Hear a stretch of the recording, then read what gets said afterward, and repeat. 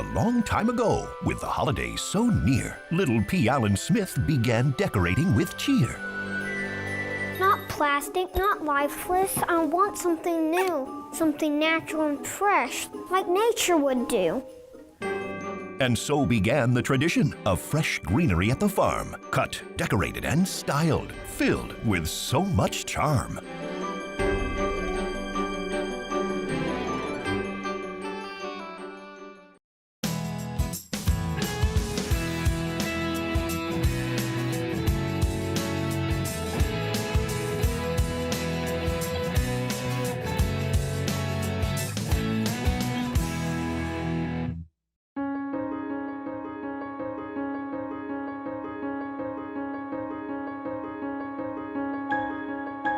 When the temperatures begin to drop, I just have to say there's a treat that I can't resist. It's hot chocolate. What I love about this recipe is it sort of elevates that flavor profile just a little bit because we're using a surprising ingredient in the way of cayenne pepper. This one's called hot golden cayenne. I picked these this morning.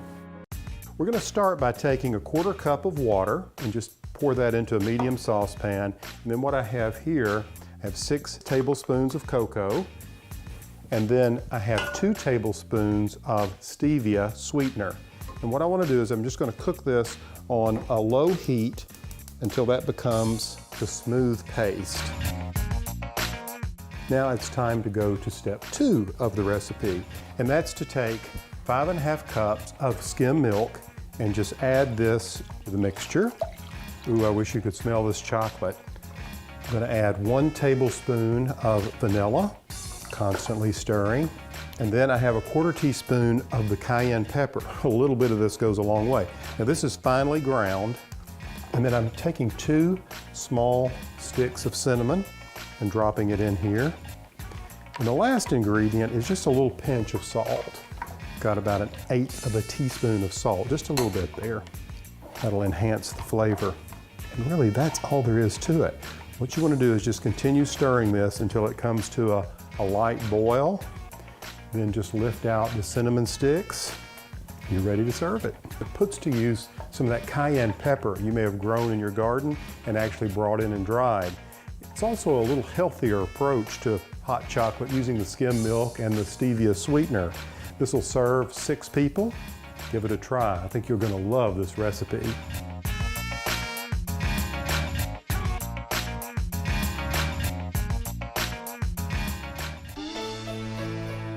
Keeping your greenery fresh is especially important in the winter, so I'll show you how you can spruce things up before entertaining your guests.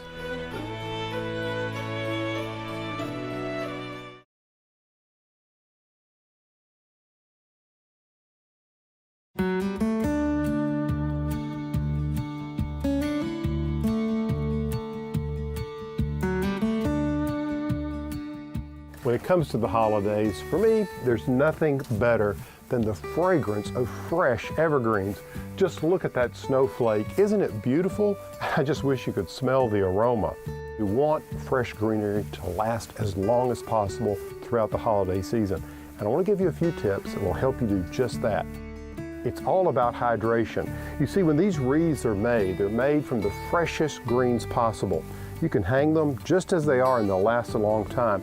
But if you want to get an additional week's worth out of them and you really want to hydrate them, this is what you'll want to do. What I've done here is I've removed all of the ornaments off of this particular wreath. Then what you want to do is take that wreath and deep soak it in a wash tub like this for about 3 to 4 hours. The stems rehydrate. And then once it comes out, you can see how fresh this is. Great fragrance. You want to spray it with an anti-transparent. And all you have to do is just spray it over the entire wreath. You want to soak it all around the edges, down up under the greenery like this. And what this anti-transparent does is it keeps moisture from leaving the actual needles and leaves of the foliage that make such a beautiful wreath. And if you hang them outside, if you can hang them where they don't get direct light and away from the south face of the house, because that's where it really warms up the most in the winter, these will last a long time. So this holiday season, give these tips a try and enjoy your fresh greenery that much longer.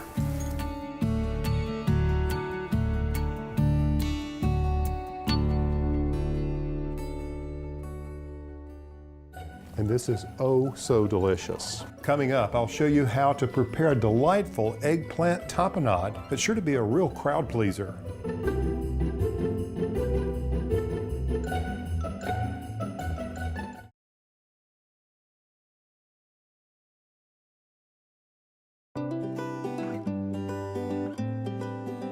Welcome to the Acre Garden. You know, here where I live in central Arkansas, we can get our first frost in that sort of first week, second week of November range. Now, if you're not sure when your first frost is, you can go to the USDA map, that's United States Department of Agriculture map, and you can know about when you're going to get that frost. Well, you may want to know why that's important to know, and it has nothing to do with putting out these silly chicken sculptures in the garden. It's about harvesting those last vegetables out of the summer vegetable garden, like tomatoes. Who doesn't love tomatoes? Come on over here, I'm going to start gathering them. You can't believe how many tomatoes these plants produced over the summer, and there's still a few green ones left. If a tomato has a slight sort of pink or even reddish cast to it, it's going to ripen on its own after it's been cut from the vine. But if it's green, you may want to check it because not all green tomatoes will continue to ripen. And the best way to do this is just simply cut the tomato in half and look at it and examine the gel sac. If that area is not intact, if it's hollow, it's likely that that tomato will never ripen. So just use this little test and you can figure out which ones you can keep and ripen in the house and enjoy for just a little bit longer that wonderful taste of summer.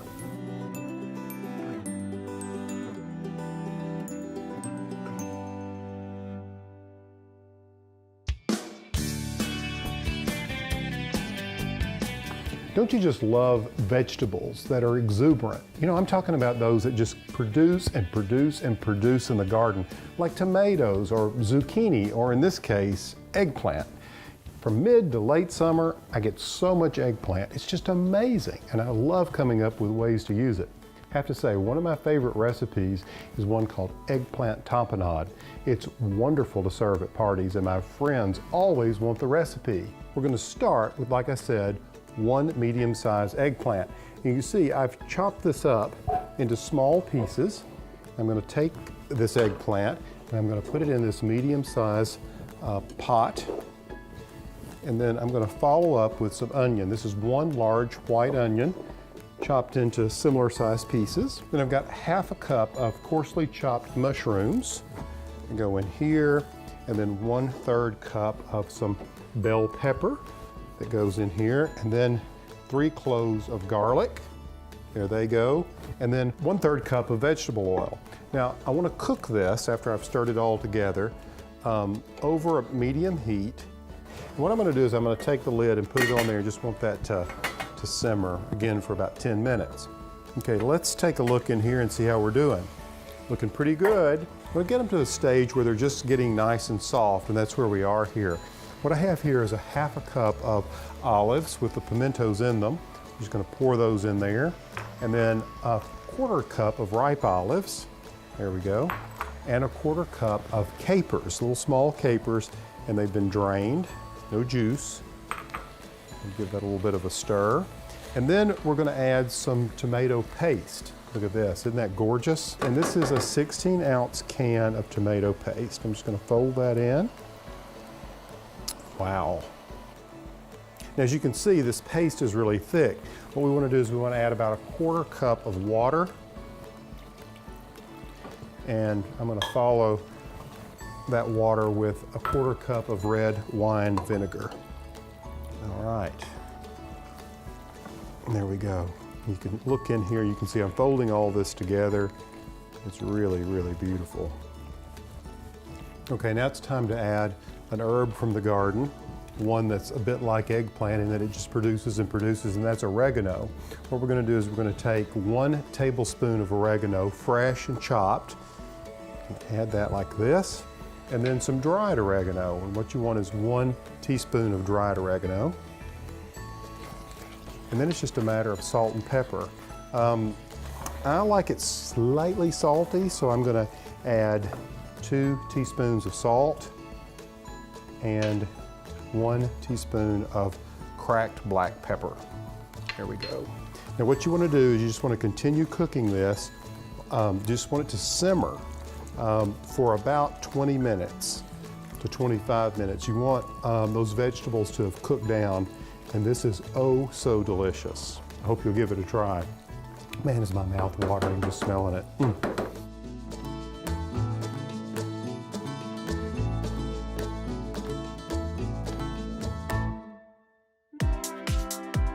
Now that we have everything in order and everything's prepared, are you ready for a party? Stay with us and see how everything came together for a truly wonderful evening.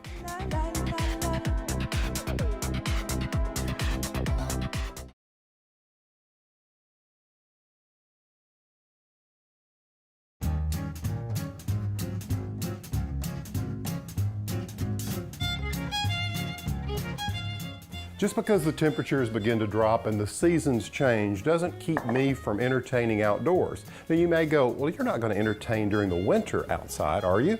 Well, yes, I think that on those mild days when it's not too cold, it's the perfect opportunity to have friends over and enjoy nature at its best in the winter. But if you do this, there are a few things that you want to keep in mind. It's not like entertaining in the summer.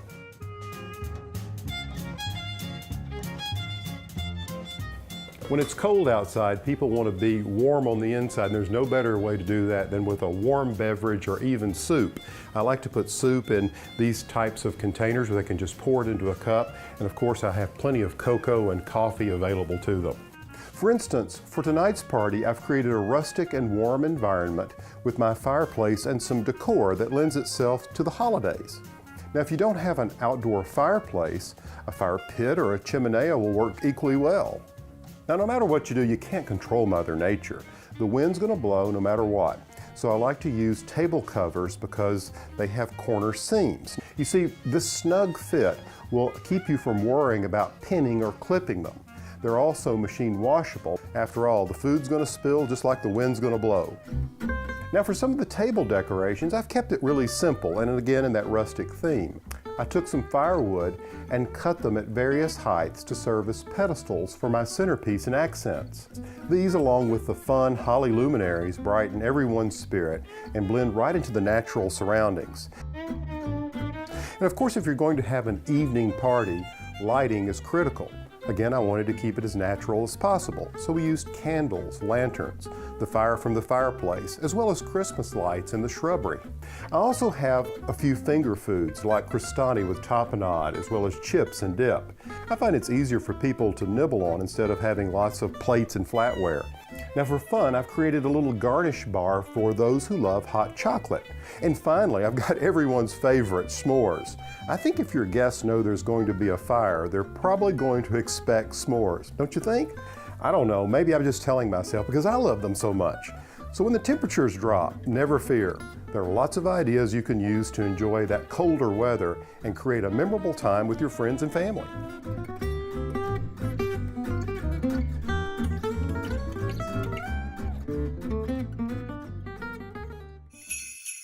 Are those sleigh bells I hear? After the break, we'll see what Santa has in store in the way of treats for Moss Mountain Farm.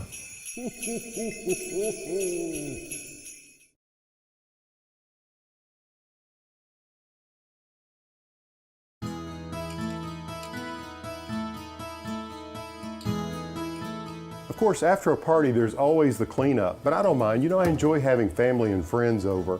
Even just a small gathering seems to mean so much to them. I'm sure you feel the same way. And I hope in today's show you were able to go away with some tips and ideas that will help make your next get-together that much easier. For Garden Style, I'm Alan Smith.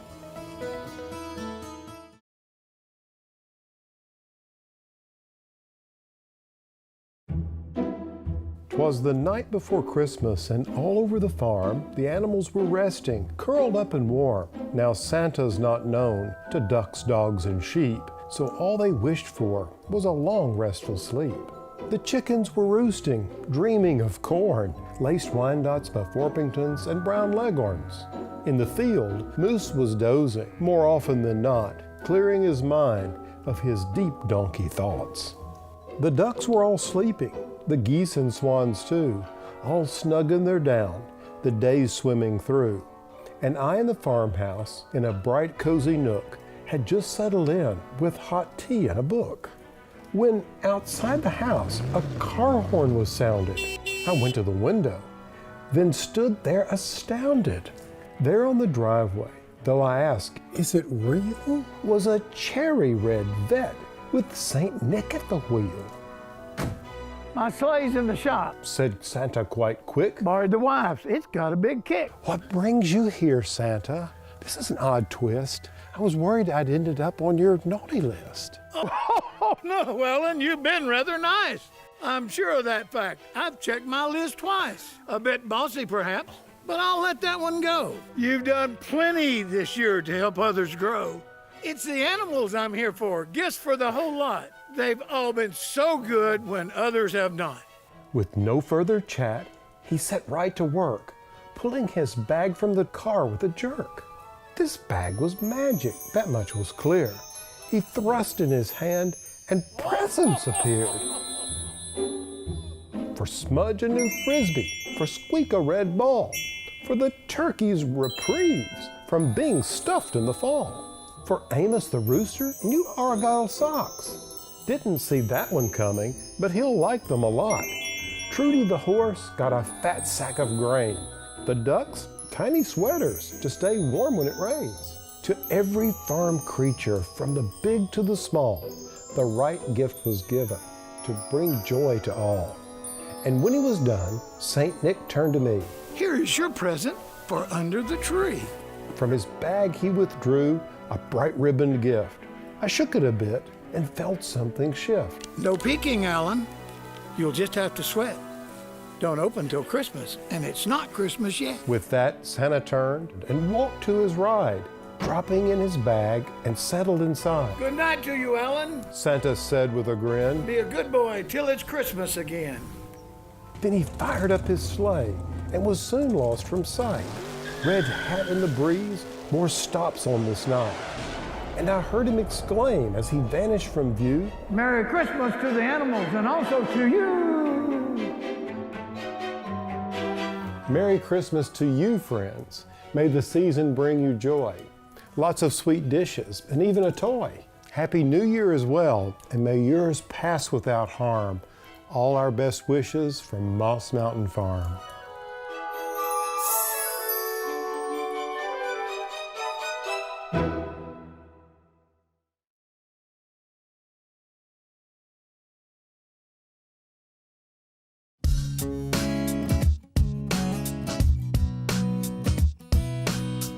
Not plastic, not lifeless. I want something new, something natural and fresh. Like nature would do. What brings you here, Santa? Oh. Try again. Go back to one. What brings you here, Santa? Okay, sorry. That's good. That's good. That's good. I'm trying to do my best Bill Murray. You shoot your eye out, kid.